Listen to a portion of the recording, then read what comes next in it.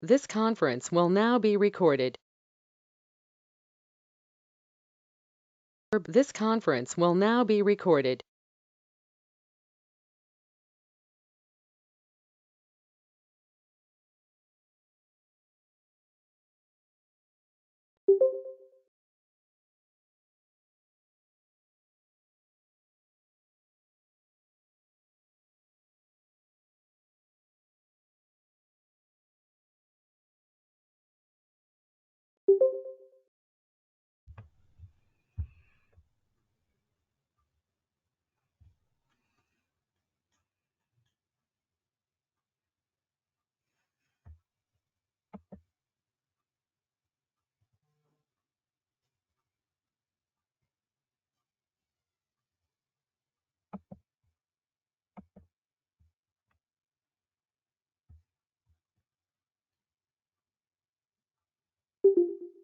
All right, it's the bottom of the hour, so let's go ahead and get started. I'll ask Holly to call roll, and if everyone could introduce themselves, the agency they represent as a part of the board, that would be much appreciated.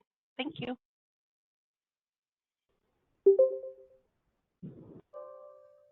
Holly?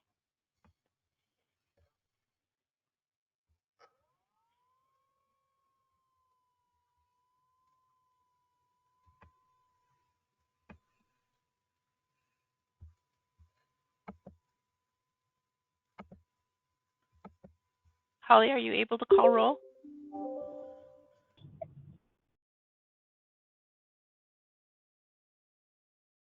Can anyone hear me?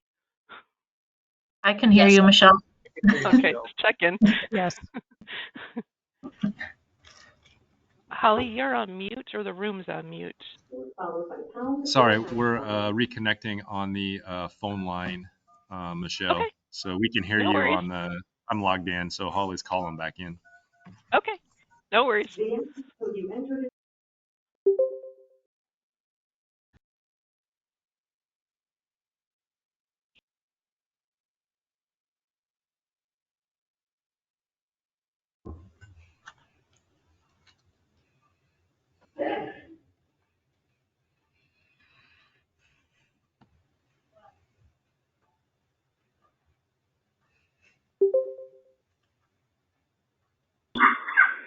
Okay, can you hear me, Michelle? I can. Okay, I'll go ahead and do roll call. Appreciate Whitney that. Hess, Present from Woodbury County, representing communication centers. Travis Solon, Present, Lee County, representing Communication Center. Bridget Edson, Present, representing Chickasaw County EMS and EMS. Mindy Benson, Mindy Benson with Blackhawk County Emergency Management, representing emergency management. Michelle Bischoff, Michelle Bischoff with the Des Moines Fire Department, representing Iowa Professional Fire Chiefs. Curtis Wilton, Present, representing volunteer fire departments. Dave Ness, Dave Ness, Municipal Police from Des Moines. Daniel Schaefer, Present, representing municipal police. Dan Fink, Present, Worth County Sheriff's Office, representing sheriff's offices. Jeff Vanderwater,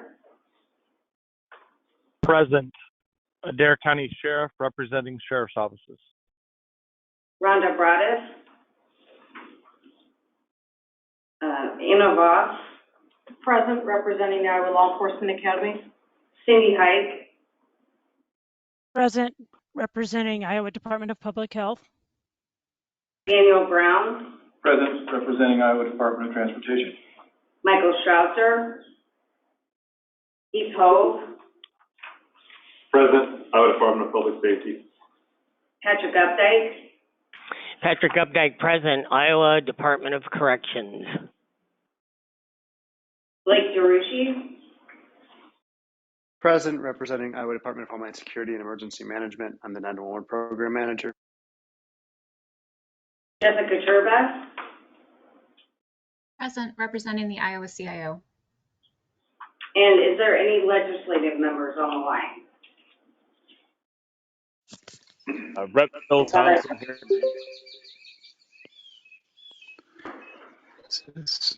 Senator Green from Boone.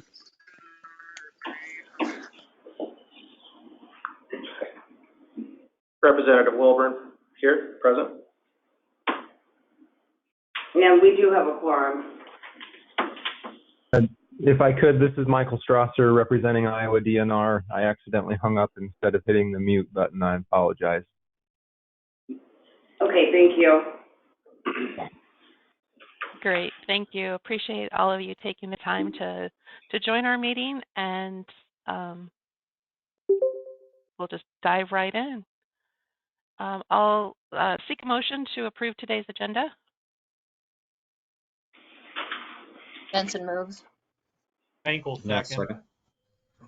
Any discussion? All those in favor signify by saying aye. Aye. Aye. Aye. Opposed, same sign. Motion carries. A motion to approve minutes from the May 11th meeting. Yes, move. Benson will second. Michael second. Okay, I have a motion and a second. I didn't hear who was the first and the second? First was Ness. Okay. Okay. And who seconded? Sound like Vincent. Yep, Mindy Benson.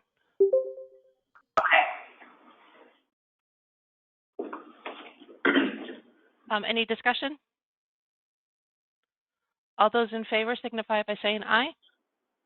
Aye. Aye. Aye. Opposed, same sign. Motion carries. Thank you for that. I'll move into our reports. SWIC report. SWIC Nichols. Thank you, Chair Bischoff, and good morning, everyone. Let me get to the right spot. So the big news that you've all seen probably in your emails is the Safe Combination Wide Survey is out. ECC Myers will have more of that in his report later. Please fill that out. We have some Isicsb coverage testing coming up in Henry County and Blackhawk County the next week. We also had a team present information to Bremer County, and a large group of stakeholders were in attendance and responsive to that information sharing. Just a reminder, I don't know if Chair Bischoff is going to touch on this, but it was decided through that survey that February, May, August, and November are going to be in-person meetings for the board members. So just mark that on your calendar, and Holly has updated the invite, but just a reminder that that came out. Thank you so much for the quick responses to that survey. A couple weeks ago, I attended the biannual National Council of SWICs meeting in Colorado. It was a really beneficial meeting for me. I met a number of other SWICs across the nation and was able to spend ample time with quite a few different people. And from that meeting, I'm looking to work closely with Wisconsin and Illinois on some communications exercises in the future years. We also went to the FirstNet Labs in Boulder and saw Public Safety Communications Research Immersion Test Center, where they showed a compact, rapid deployable that fits in the back of a pickup truck, can be towed. They also showed us some virtual reality and light detection and ranging technologies that will be utilized within public safety. And then at the FirstNet Lab, they demonstrated overwhelming the system and then making a successful call with the Band 14 capable phones. And so that was interesting to see in a real life example. Moving on, the COMEL was held in Cedar Rapids. Thank you very much to the fire department for hosting the course there. We had some outstanding instructors and a very comfortable space. 13 students were there, and we had a representation for Iowa, but also some other different states, which was beneficial and enlightening for all those discussions. Lots of information sharing, and I wanted to let the group know that Wisconsin donated a couple of their field operation guides. I have those with me if anyone wants to take a look, because we're working on ours. So this is a hard copy you can get your hands on and just see what they've come up with. Colorado also shared their TICP with me virtually. If anybody wants to see that, I can email it. Oftentimes you can find those online though. The June 19th CompT in Spencer has not met the minimum registration, and Travis Solom can talk more about the options that we have for that during his training report. Just a reminder that the Instant Tactical Dispatcher course will be in Pottawatomie County October 3rd through 6th, 20 student maximum. I will get the registration open. Please let me know if you have interest in sending people or any concerns with that course. I'd like to give an update on the Central STR trailer, just because we sometimes don't hear about those. And Luke Erpelding has it deployed, had set it up in Carroll County as they prepare for training exercise in preparation for RAGBRAI. And he sent me this report that says early testing, once they set it up next to the water tower there, showed that UTAC 42 was the repeater in there was providing approximately 36 square miles of good to excellent portable coverage, including all in-building coverage that they tested. They patched in that UTAC 42 through the ACU 5000 into Isicsb, and then that was used yesterday during their exercise event, and was interesting to see that in action. There were some people who weren't very familiar with radios who were using those, and so it was a really great training opportunity. The drill was ultimately successful. It brought awareness to the current capabilities and some gaps they have in interoperable communications. Jason Hoffman is working with that technical assistance team through CISA on this ORAP, and this was one of the next steps through that. And so Iowa and Carroll County is really benefiting from that project moving forward for interoperable communication. That is all for my report. I will talk about, I believe, the possible grant opportunity a little later, unless there's any questions from whatever else we just discussed. Great, thank you, SWIC Nichols. Are there any questions for the SWIC?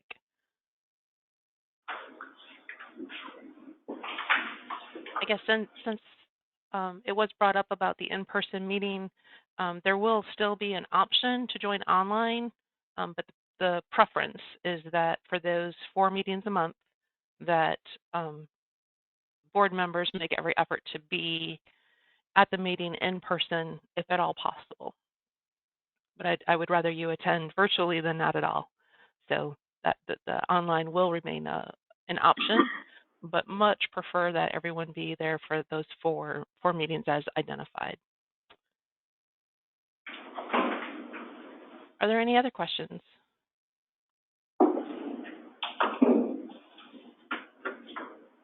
Great, thank you, SWIC. 911 Council Report, Program Manager Darushi. Thank you, Chair. There was a number of kind of important updates that I had at the 911 Council meeting prior to Isicsb earlier today. I'll try to give the Cliffs Notes version, but hit all of those. Today, the FCC was considering a notice of proposed rulemaking that would really greatly impact 911 and some of the things that we've been discussing in Iowa. That notice of proposed rulemaking would primarily do 2 things. One would require that wireline providers meet at a destination point as designated by a 911 authority. So in this case, it would be my office, our program. That is a key step towards next-gen transition as we look to decommission the legacy selective routers. It also would require those carriers to provide 911 traffic in an IP format. The other thing that the proposed rulemaking would do would basically make the cost of providing 911 and getting their traffic to those destination points a cost of doing business for the wireline carrier. it's been a hot topic in Iowa over who is responsible for paying that. It's called cost recovery, and this notice of proposed rulemaking would make that a cost of doing business. So I go into that in greater detail from the 911 Council meeting, and as a reminder, that is recorded and posted to our YouTube channel every month. A couple other things to bring up. Obviously, we had a swatting concern a couple months ago. We did have the opportunity to share a training video from an FBI special agent. We posted that on our Google shared site for anyone who has access to that. It's a good resource to kind of learn about tactics, techniques, and procedures. Also, a number of concerns have been expressed recently about abandoned calls or hang-up calls. This has been a nationwide concern, and a lot of it has been able to be tied to the rollout of security and emergency features, primarily on Android phones. Apple also has those security features, but when you look at the timing of the increase to abandoned calls, it's really tied to a recent Android operating system rollout. So we sent out some information to PSAPs, both internally and for sharing with the public, as far as making people aware of those security features on your phone. There was a KCCI news story, I believe last week, about this as well. When we look at our numbers across the state, we're looking at about a 50% increase in abandoned calls nationwide. That's actually pretty good. There's been states that have reported a 300% increase in abandoned calls or hangups. So it's definitely a problem. I know National NENA is looking at that with cell phone manufacturers as well. It's something we're aware of and we're trying to do messaging around.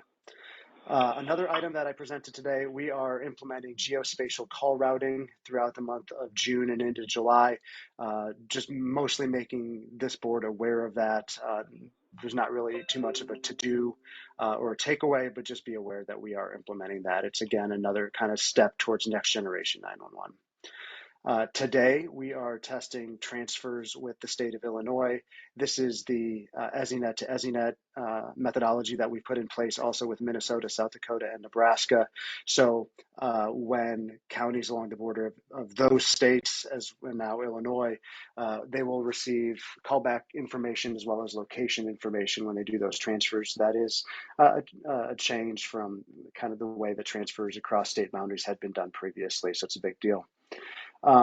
We are, I would say, about a week out from 911 to 988 pilot transfers. That's 911 calls that are probably more appropriately handled by crisis counselors with the 988 system. We've been working for a number of months now with Johnson County, Muscatine County, and Blackhawk County to implement those transfers over to 988. So the technology is kind of the easy step. It's really hammering out the best practices and the protocols on when to transfer those type of calls. So Johnson County will be the first one up, and again, that will be within the next week or so. The other two counties I mentioned will be next up in the hopper. And then we have a survey that will go out statewide to kind of gauge attitudes and readiness, and that will kind of guide our next steps and next PSAPs to onboard and with that capability and the training that's going to be involved in it. Two final things. Sorry, try not to monopolize the time here, but again, a number of kind of important things. The end of June, we are having two webinars. They are June 27th and June 29th, and that will be on the critical incident mapping as part of the governor's school safety rollout. That will be done with Geocom, the vendor that was selected for that. If you were able to make it to the Iowa NENA conference, very similar presentation to that, basically rolling out and talking through kind of the rollout of the critical incident mapping portion of the governor's school safety initiative. And then finally, kind of in alignment with what the board was doing with having some in-person meetings and encouraging that, the 911 Council next month will be considering moving our meetings from 9 o'clock to 9:30. The idea there being shrink the amount of time in between the council meeting and the board meeting, hopefully make those flow a little bit easier, make it a little bit more worth people's while to show up for both of those meetings. So that will be considered next month. I expect that to pass. So most likely we'll be moving our meetings back, and there'll be less time in between the two. That concludes my report out. I would take any questions. Great. Thank you, Program Manager Darushi. Thank you. Any questions for Blake?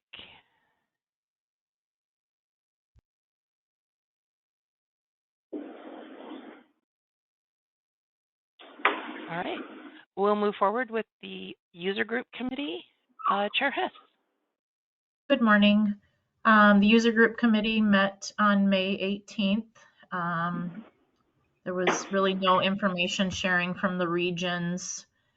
We did have a extensive discussion about school use of the Isicsb system.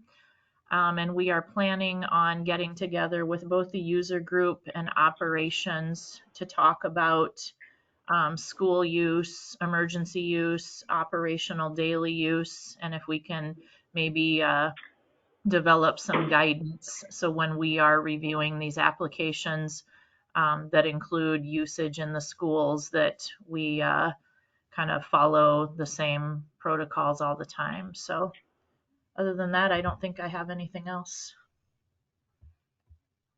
Great. Thank you, Chair Hess. I appreciate it. Are there any questions for operations? I'm sorry, for the user group.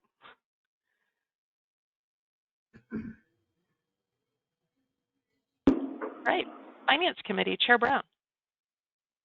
Thank you, Chair Bischoff. Finance Committee met Tuesday, and I think, have you got the number of things?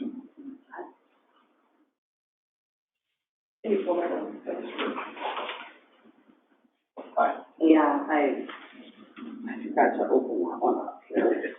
Totally.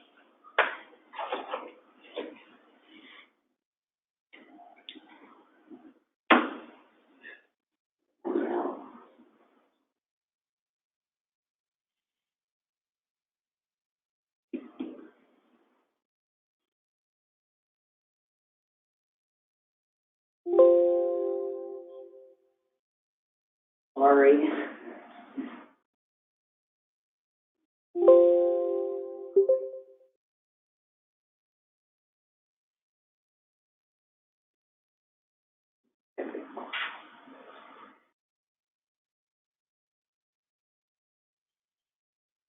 Okay, there you go, sorry.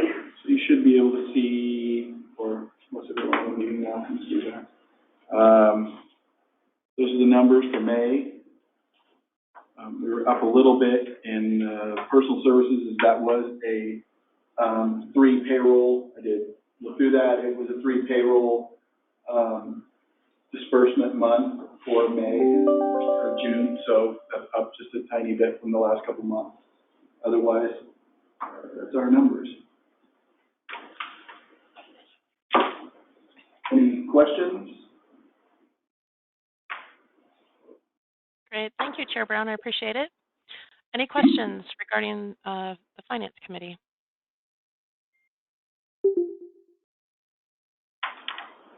That brings us to governance and Chair Ness. We met on Monday and have begun our lengthy and laborious process probably of reviewing previously approved policies. And so we hope here within the coming months to bring several reports back to the full board for consideration. I have not personally delved into the language to see. My assumption is all edits need to come back to the full board, but if anyone by chance knows offhand if there's the ability to make non-substantive changes as a committee as opposed to bringing them back to the full board, that may make it more efficient. I guess I'll entertain any opinion, or not opinions, but anyone's insight if they've uncovered that in their reading. Otherwise, our plan is to bring it back to the full board, whether it's small or significant. I am not aware of us having a policy that would allow for those small edits. However, I think it would be in the board's best interest that a review policy be created that would allow for typographical minor types of edits to occur without board approval.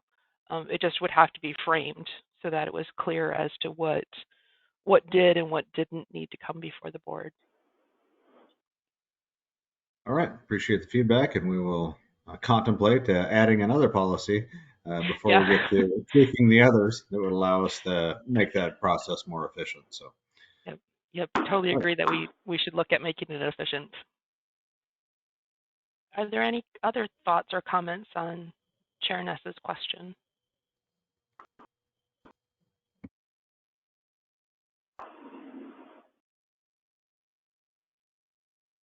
Great, thank you. Thank you. Operations Committee, Chair Edson.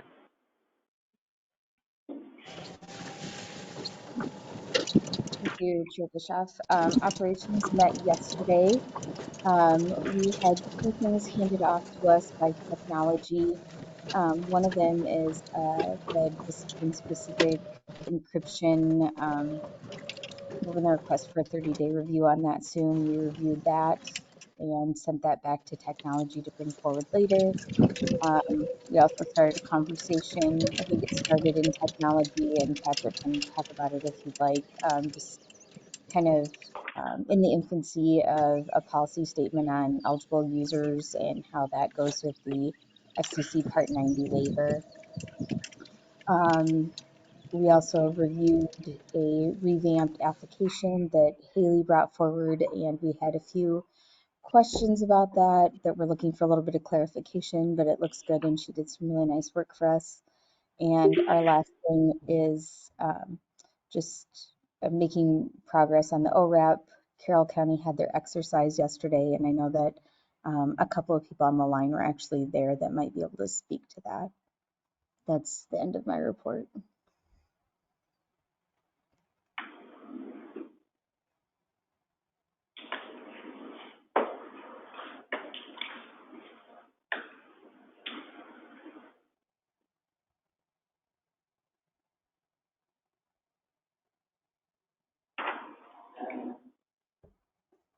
Michelle muted.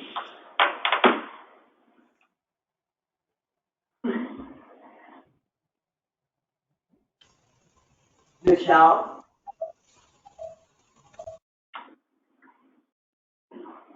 Sorry, I was on mute. Yep. Are there any questions for operations?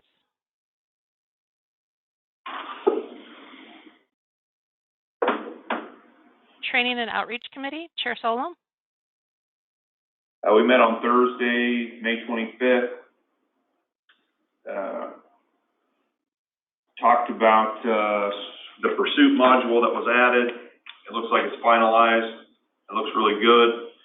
We talked about the use of the status board, and then we're going to put together another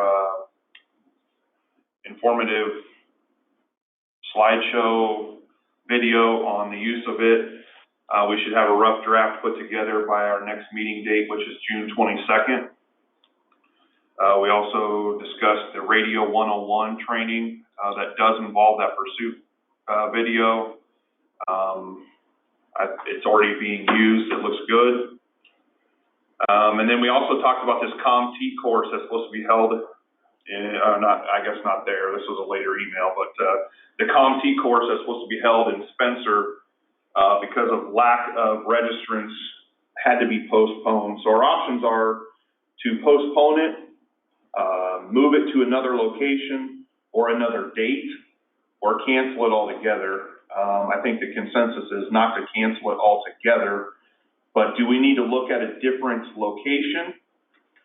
Is it because of the geographical location that we had lack of registrants, or is it because of the date it was offered that we had a lack of registrants? And we're open to ideas from anybody on the board as to their thoughts with that. I know Swift Nichols was trying to be fair about locations across the state, which is why it was up in the Spencer area. I don't know if that has anything to do with it or not, or do we try to move it somewhere that's maybe not necessarily centrally located, but in a more populous area in order to get those registrants. So that's all I've got at the time, but I'm open to suggestions or comments that anybody might have about what to do with that CompT class or course.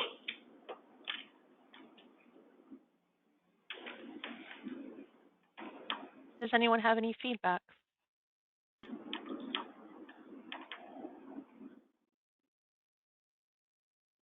I guess if you can check with your communication centers if they have anyone interested in taking the class, or whomever within your organizations that would be interested in taking the class, if we can figure out the why, to provide some guidance as to why the class wasn't populated, so we could offer more successful training in getting the classes populated, so those interested can attend.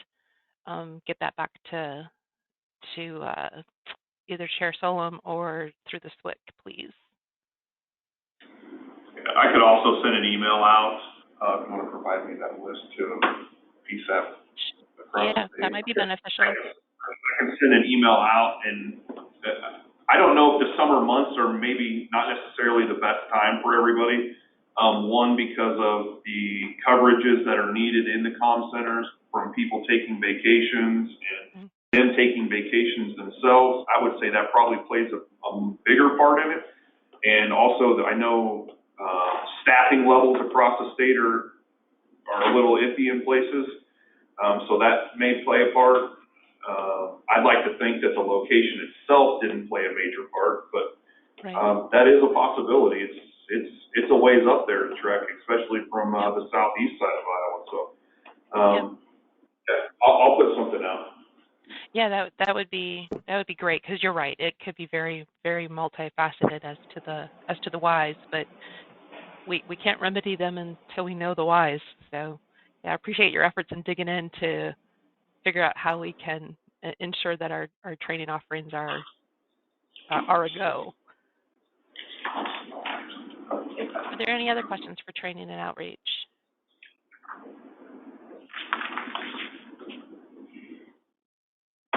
Technology Committee, Chair Updike. Thank you. Technology met on May 25th and June 6th. As you know, we've got quite a few irons in the fire. In the last month, we've drafted a policy that addresses Part 90 eligibility, which we kind of demonstrated that last month. We've socialized that policy with the operations committee. I think the hope is that everybody on the board is going to get a look at this.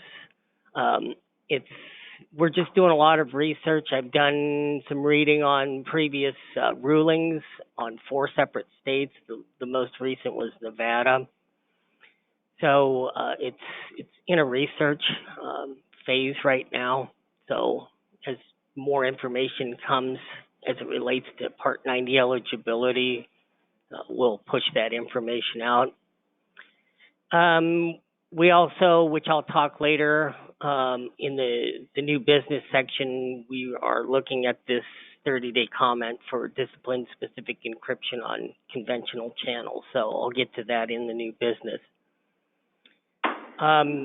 We started looking into the discipline-specific encryption for on-system Isicsb use, and there was a lot of talk from the committee members as to how to approach a discipline-specific encryption for public safety, law enforcement, any of those entities. One of the issues that came up was that if we keep making frequent changes to things, it might have a tendency to scare people away, because they're going to be thinking, well, we're changing this every 3 months or whatever. And the idea is that there's the potential for updates to be put out, at a system level per se, in an 18 to 24 month cycle. It seemed like we were banging our heads on the wall as to what could be suggested for discipline-specific encryption, namely law enforcement. So I had made a suggestion that that entity, that one entity reserve, the TAC9 talk group, whatever that TAC9 is on status board, as a law enforcement entity, create their own key information and go that route. That created some issue because now it has a tendency to get a little bit unmanageable if everybody's just taking a shotgun approach to creating their own keys. So it seems to be that it could possibly get out of control. That whole concept would have the attitude that, you bring your own time and expense to that issue. But then what's the other issues that arise of the unintended consequences of that? One of the other suggestions was to add additional talk groups like TAC 10, 11, and 12. And the thing that came up with that is the talk group ID numbers and the potential problems from a system administrator's level that this could cause. So we want to bring this to the other committees, let them look at it, let it kind of stew for a while, and just take our time with coming up with a discipline-specific encryption layout for the Isicsb system. So we're going to continue to work on this. It's not going to get done today. It's probably not going to get done next month, but it is a work in progress, and we will keep you updated as we move along. And I believe that's it until we get down to the new business. Great. Thank you, Chair Updike. Appreciate that. Are there any questions for the Technology Committee?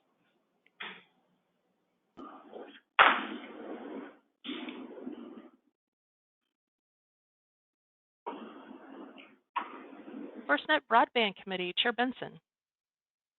Yes, thank you, Madam Chair. The Broadband Committee will be meeting next week on Tuesday. Last month's meeting, we did not have any actionable items, and hopefully our FirstNet partners are here, and they will be providing updates for AT&T a little later on in the meeting. That is my report. Great, thank you so much. Appreciate it. Are there any questions for the FirstNet Broadband Committee? All right, that brings us to other reports and information sharing among board members. Are there any members that have information that they would like to share with the rest of the board?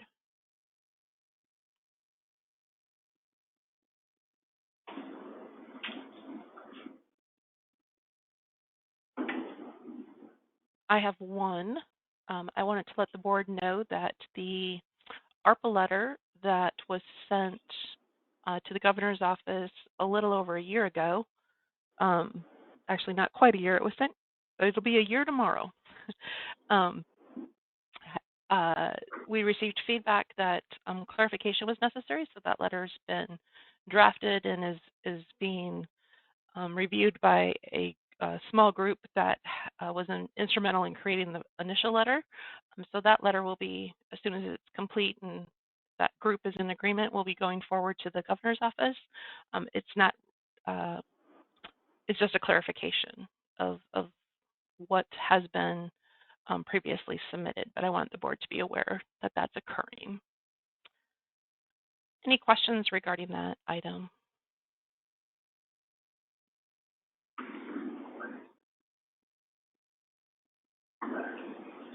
All right, that brings us to the Isicsb System Administrator Report.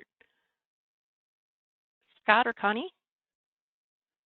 It's Scott. Thank you, Chair Bischoff. I'll start off with annual site maintenance. Fayette, Chickasaw, Underwood, Glenwood, Fremont, and Hooper were completed in May. There's no RF maintenance scheduled for this week. However, Motorola is working on a schedule for the RF maintenance for the Des Moines metro area sites. Also, this week, the Isicsb quarterly security patching was completed on Tuesday. And I've got new Isics numbers for May. They are radios, currently stand at 33,003 radios. Talk groups stand at 3,050. And push-to-talks for May were 2,854,062 PTTs. And that was all I had. Great. Thank you, Scott. I appreciate it. Are there any questions for the system administrator?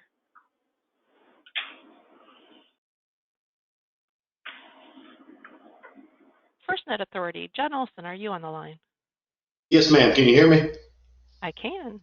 Good deal. Two things from the authority this month, folks. On May 26th, the FCC announced the renewal of FirstNet's Band 14 spectrum license. The initial license for Band 14 had expired in 2022. We were given an interim while the license renewal application process was being reviewed, and we're happy to say that that spectrum license has been renewed now through 2032. Also from Washington, legislation was introduced last month to permanently authorize the FirstNet Authority. The original legislation that created FirstNet back in the Middle Class Tax Relief and Job Creation Act of 2012 had a sunset clause of 15 years, which would have been in 2027. The FirstNet Reauthorization Act, the title of the bill that was recently introduced into the House of Representatives, would remove that clause. And this permanent, removing that clause and making FirstNet permanent was recommended in a GAO report that was publicly distributed back in 2022. Michelle, that's all I have for this month. Great. Thank you, John. I appreciate it. An AT&T update. Tyler Richard? Yes, thank you, Chair. A short update today. No additional macro sites brought online in the last 30 days. However, we have been working with the AT&T FirstNet RAN team on the RAGBRAI analysis that was completed last Wednesday. We held a review meeting with that team and shared a couple of concerns. Right now, the indication for our RAGBRAI response plan is to provide deployable assets in two locations, the first one being the Tama-Toledo area, and the second one being in Davenport, specifically because of the coinciding nature of the BIX race that's happening in the same vicinity. And really the primary reasons for those two locations between Tama and Davenport is because of the lack of Band 14 coverage in those specific areas of those two towns where the majority of the events will be taking place. The rest of the route has strong Band 14 in those overnight stops, Band 14 saturation and coverage. However, the SATCOLT will remain in emergency standby in those pre-staging locations so that if there is a need to deploy the SATCOLT, it can be done in a hurry. And I will be responsible for the majority of the deployments throughout that week. So if anyone needs a deployable asset, reaching out to me will probably be the faster method throughout this event, just because I can get en route in addition to kicking off the process in regards to information gathering and getting the process kicked off with AT&T and FirstNet. Those two locations, we're working with the local EMA and local public safety stakeholders in order to get the logistics aligned on placement and deployment and those sort of details. So, however, I did submit an additional location at the Ankeny DMAC campus for review from our RAN and ROG team to determine whether or not that level of congestion is going to have an impact on FirstNet's ability to provide capacity. That response is going to take, or that review and analysis is going to take place next week. So I should have some direction by the last week of June in order to know if we're going to be deploying on that campus as well. The other stops should not be impacted by capacity. The Band 14 allows proper separation from LTE bands in order to provide parallel capacity. I believe that is it for my update. If there's any questions, I will happily take them. Great, thank you, Tyler. Are there any questions for AT&T?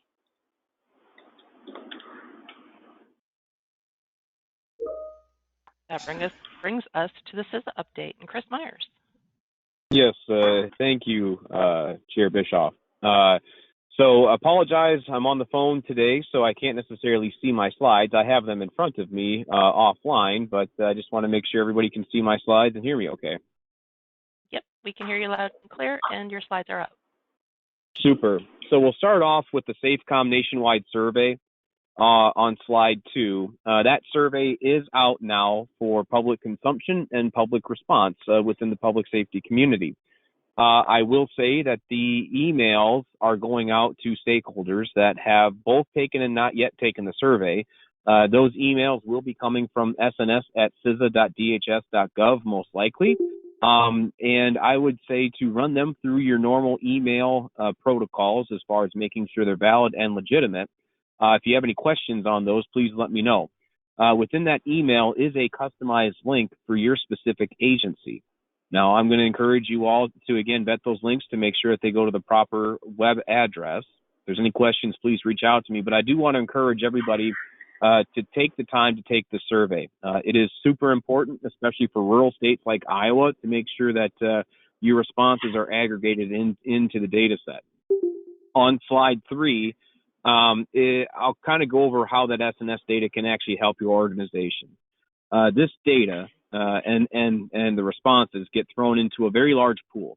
And this pool of responses and data is used to make data-driven decisions, both with respect to programs and offerings that CISA presents forth to stakeholders, but it also can feed back into other things such as grants. Now, Iowa's been fortunate to receive one of our ORAP offerings that has been delivered to Carroll County, where that was the result of responses like this, in that rural parts of the country need more assistance from the feds. That is a direct result of this type of data set. This data set is used in other offerings as well when it comes to customized technical service deliveries that may be geared towards a state or a specific states. Of note, in other parts of the country where we have the eclipse in 2024, where they'll have the path of totality, that will cover primarily rural areas in a lot of rural states, and a custom TA was developed based off of this type of data to make sure that they could get some additional assistance in their planning.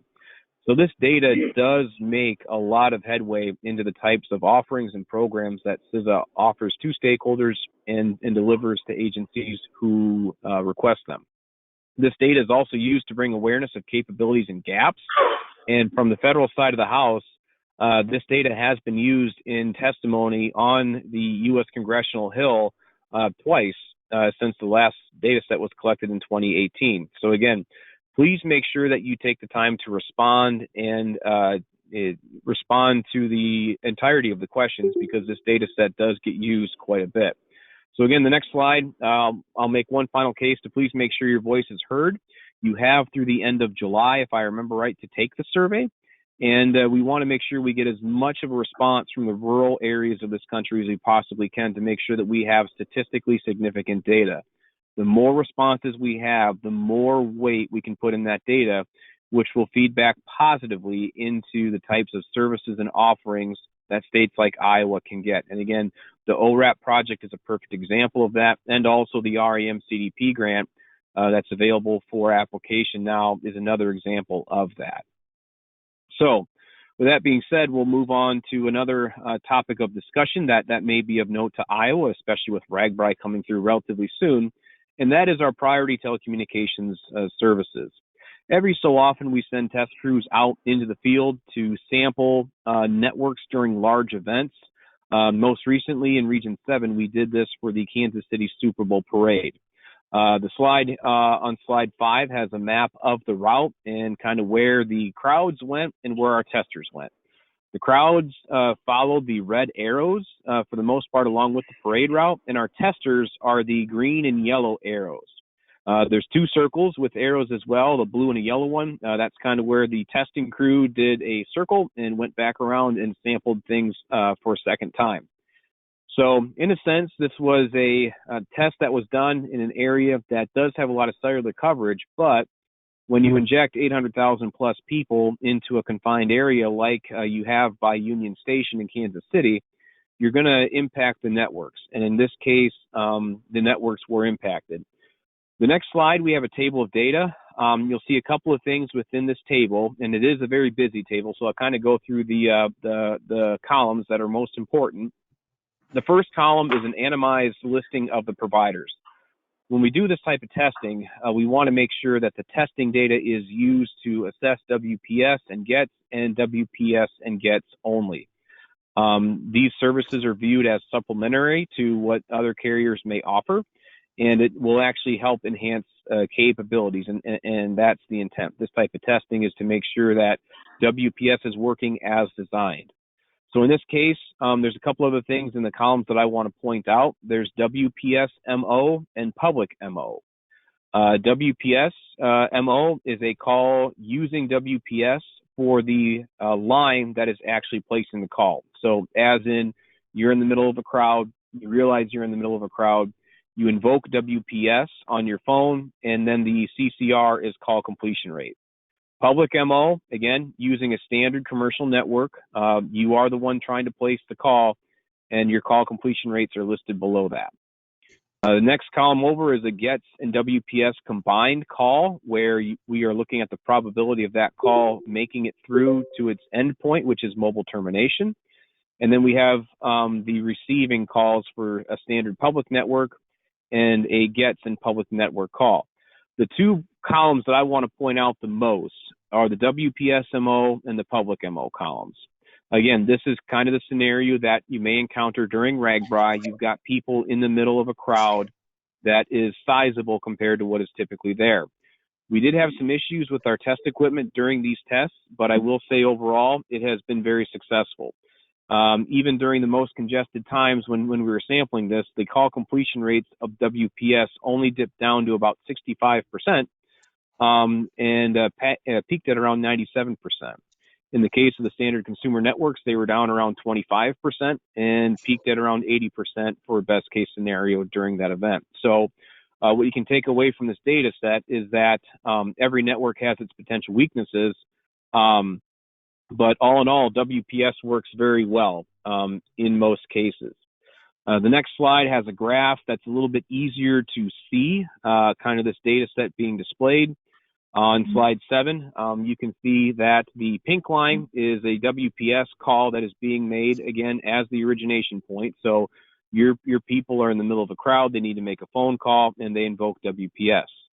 The green line is a standard commercial network call that is made in the middle of a crowd, and the likelihood of that going through based off the test data.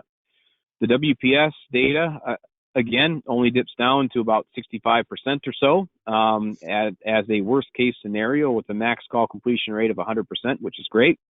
The standard consumer network doesn't really get above 20 or 25% the whole time until our test crew moves away from the crowd, which is at the end of the graph towards the right. You can see that once they do get away from the crowd, the commercial network recovers, and it recovers fairly quickly once they get further away from that. Big thing to take away from this is that WPS works, and it works very well once again, and it is a great supplementary service to any type of LTE service you may be using for your operations. We do prefer to activate these WPS connections ahead of time. We do have a capability to do emergency authorizations if necessary. We just had to do that in Gower, Missouri, over the Memorial Day weekend for an event that took place down there. But again, can't stress this enough, WPS works very well. Last slide is some regional news of note. The Information Technology Service Leader course is taking place in the second half of June in Wichita. We have not had one of those delivered in Region 7 as of yet. So if you have anybody that is of the IT technical mind and is involved in the emergency communications space, especially in some sort of response capacity, that may be a great course for them to enroll in. Otherwise, that's all I have for the month. Chair Bischoff, I can go ahead and take any questions. Great. Are there any questions for Chris?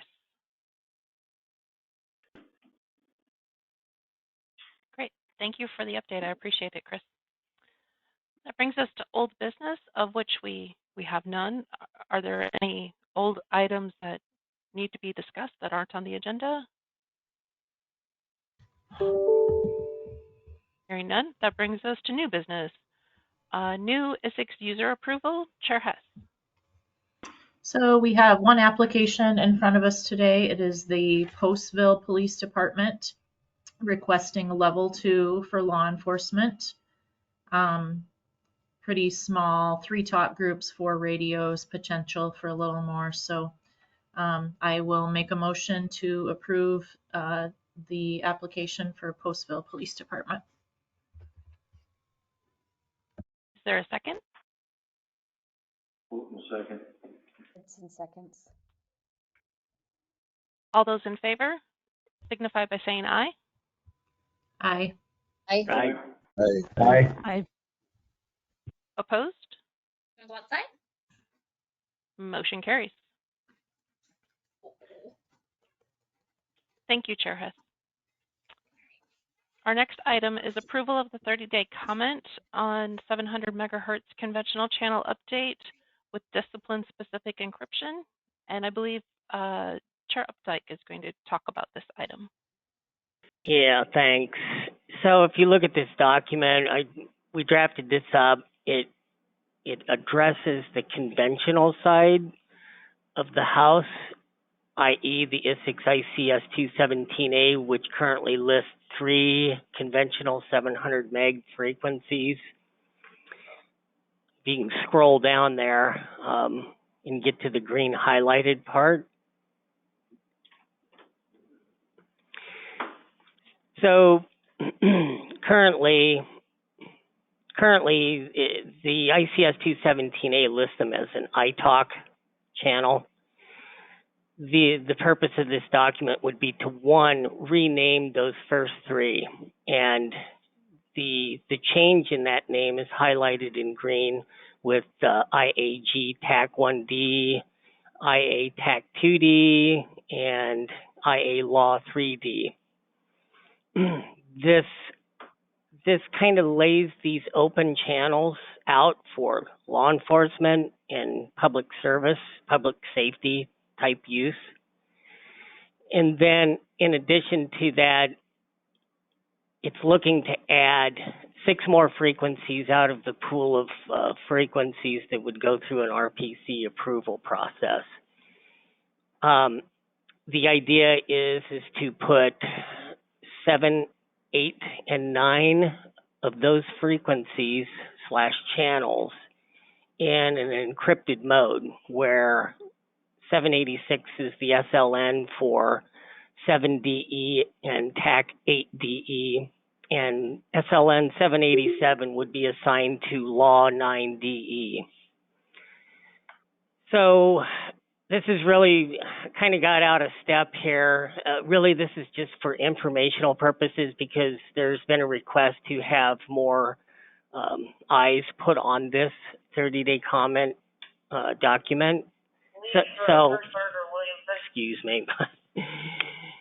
I would respectfully request that the board not take any action on this. It's just for informational purposes. We would come back in the future and try to get board approval to put this out for a 30-day comment. I think it's worth your effort and time to look at this and come back with any suggestions as committee members and what have you, and just go from there. I think it's simple, it's easy to read, it's 2 pages, and should be able to get through it in a couple minutes. Any questions? Thank you, Patrick. Are there any questions for Chair Updike regarding this document and the fact that we're going to table it and we will come back to it after the committees have had a little bit more time to digest it?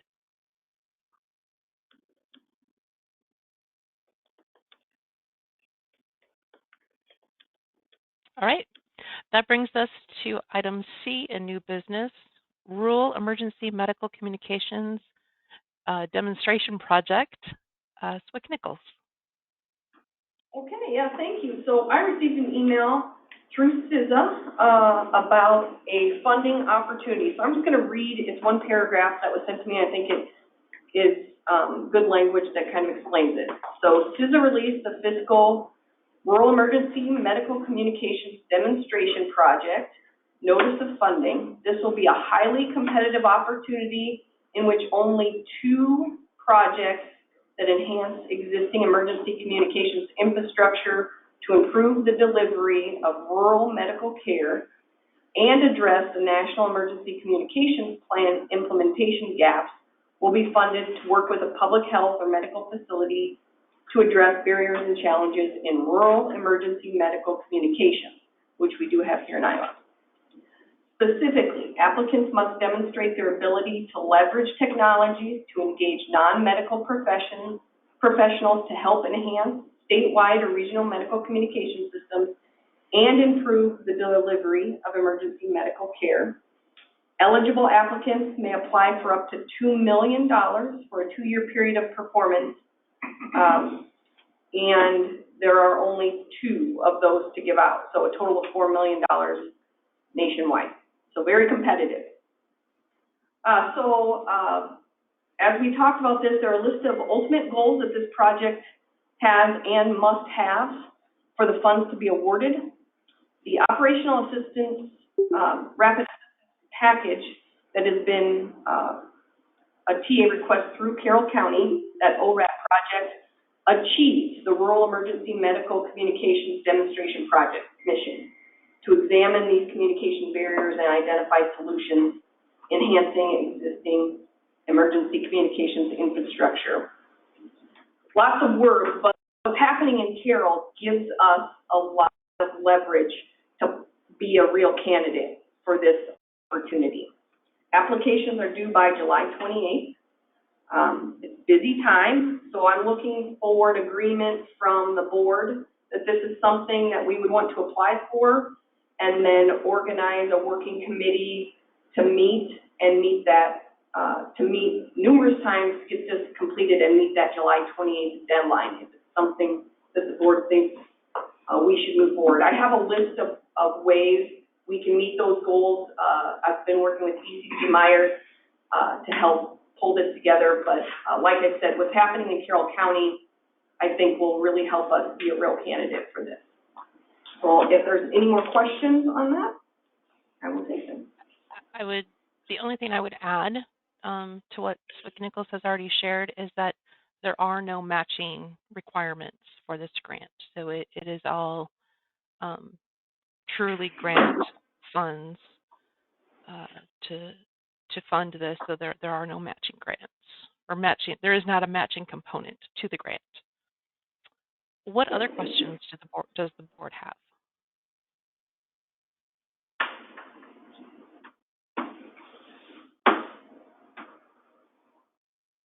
And then with that, I would if there are no further questions about what the topic is, I would entertain a motion for us to move forward with the application as Nichols described, putting together a team to complete the application and submitting it for consideration. I so move. Sold. Well, second. Great. All those in favor signify by saying aye. Aye. Aye. Aye. Opposed? Motion carries. Nichols, how would you like to go forward with developing that committee? Do you want to reach out to folks, or do you want people to reach out to you? So thank you. I've already reached out to the Carroll County group, and I think a few of those people would be really great assets. So anyone else on the board who's interested, please reach out to me. And if you have interest, I would rather you come to me for that.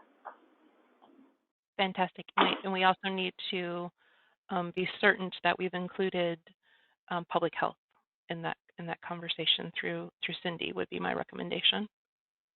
Yes, absolutely.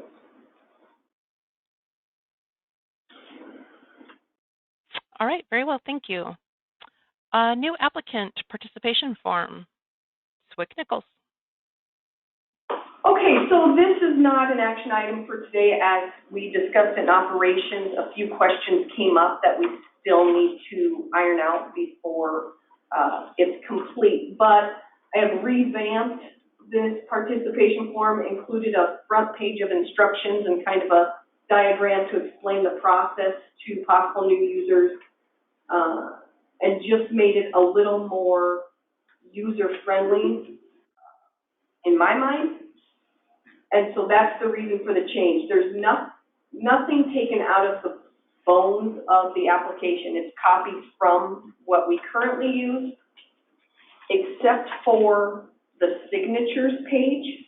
Currently, our application asks for 6 signatures, and this one asks for 3. And that was the main reason to begin this discussion. As we talked with the system administrators here, and Holly tries to get the signatures after an approval process, it was determined that some of these signatures are not needed, not necessary, not seeked out, such as Motorola engineering and system loading analysis by Motorola was requested, and that's just not the process. So that's the reason for this. So it's open for comments to me if you think there's any other things that I'm missing or would be beneficial. I wanted to add in items that I thought would be beneficial to the person filling it out and the user of the system, make that clear. And now the next step is to take it back to the user group committee with those changes recommended by operations, and then we'll bring it back to the board.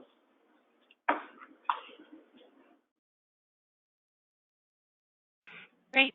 Thank you, Swick-Nichols. Appreciate that. Are there any questions regarding the new applicant participation form? Yeah, this is Patrick. Just a quick question.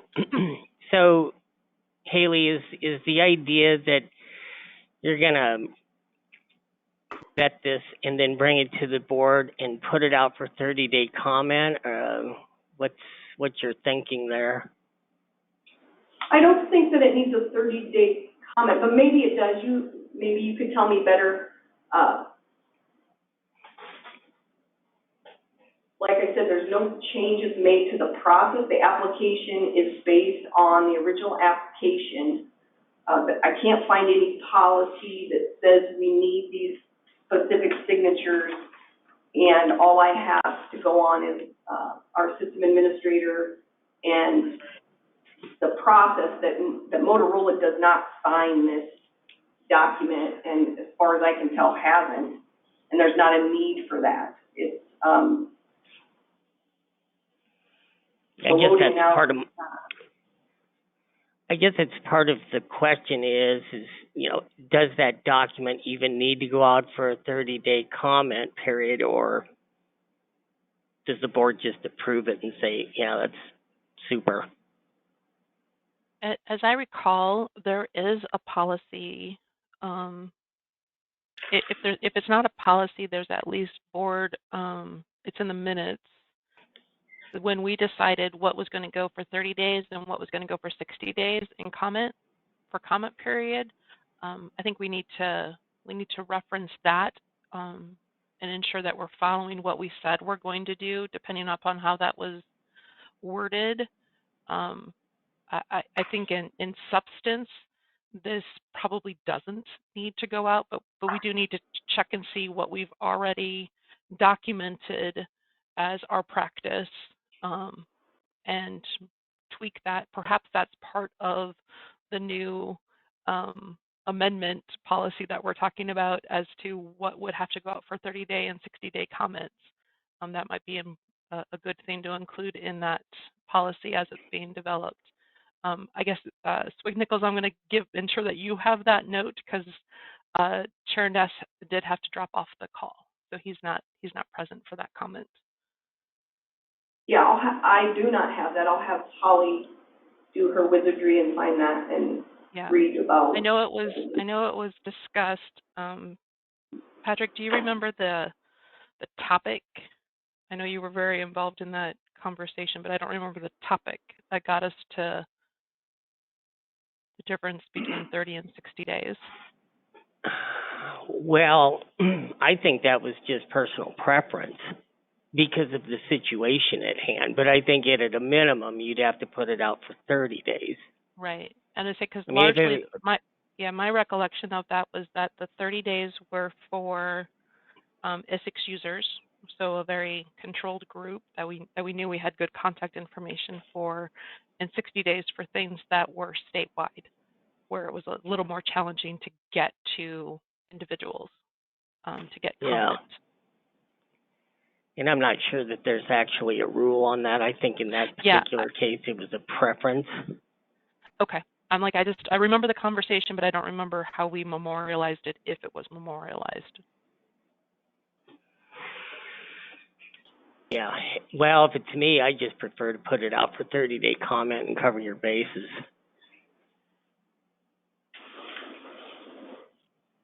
All right. Well, we can wrestle with that between now and when that application process is finalized and it's ready for approval, and we can decide at that point if it needs to go out for comment period or if it can just be approved at that time once we've got a final.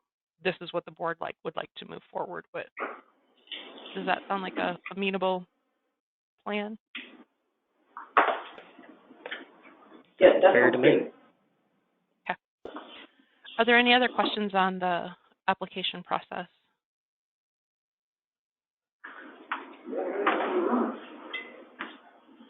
All right, that brings us to public comment. Are there any members of the public that would like to comment to the board?